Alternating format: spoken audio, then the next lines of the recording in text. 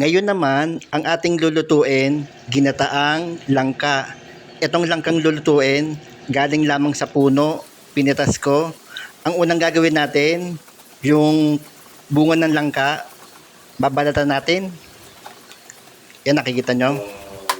Balatan natin. And after,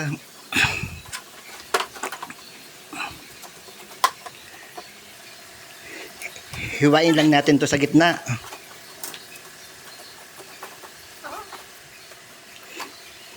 Tapos, gitna ulit. Hiwain lang natin sa gitna ulit. Yan.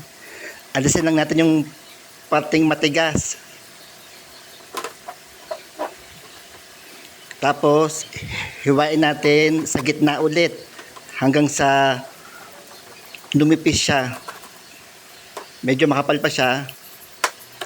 Yan, hiwain natin ng pabilog ng maliliit.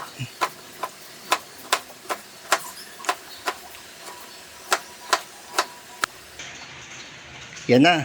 Tapos ito yung sahog niyan, baboy, bagoong, bawang, luya, sibuyas, purong gata.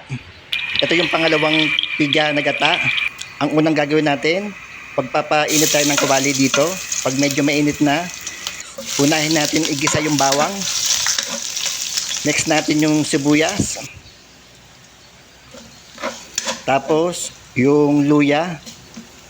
Igisa natin dahil ito yung nagpapalasa dito. Next natin yung bagoong, alamang.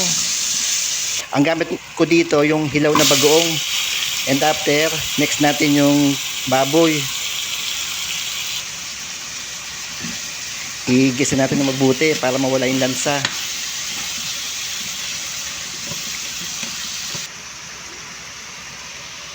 Tapos lagay natin yung pinaka pangalawang piga na gata. Yung may tubig. Ito yung pangalawang piga. And after, takpan natin. Pagkatapos, pagkulo, ilagay natin yung langka. Kahit yung baboy, huwag natin pakuluan dito.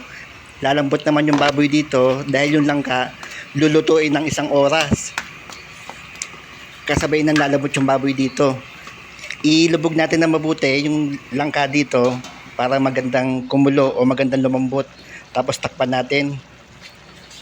Ayan na. And after 1 hour, 1 oras, silipin natin. Tuyo na nga yung langka. Yan, tuyo na. Next natin yung puro na gata. Ayan yung puro na gata. Tunawin lang natin dito. Kasi medyo frozen siya, nalagay ko sa freezer kaya nagyelo. Tunawin lang natin dito yung purong gata. Tapos lagyan natin ng cubes. Ito yung nagpapalasa dito. Kahit 1 cubes lang, okay na yun dahil maalat naman yung bagoong. Tapos lagyan natin ng konting patis. Konti lang, baka umalat naman. Tapos lagyan natin ng sili green. Tapos lagyan natin ng paminta. Kailangan yung purong gata dito maluto. Paglangisin natin ng konti. Para yung mas maano yung lasa. Yan, medyo malangis na siya. Naluluto na yung purong gata dito.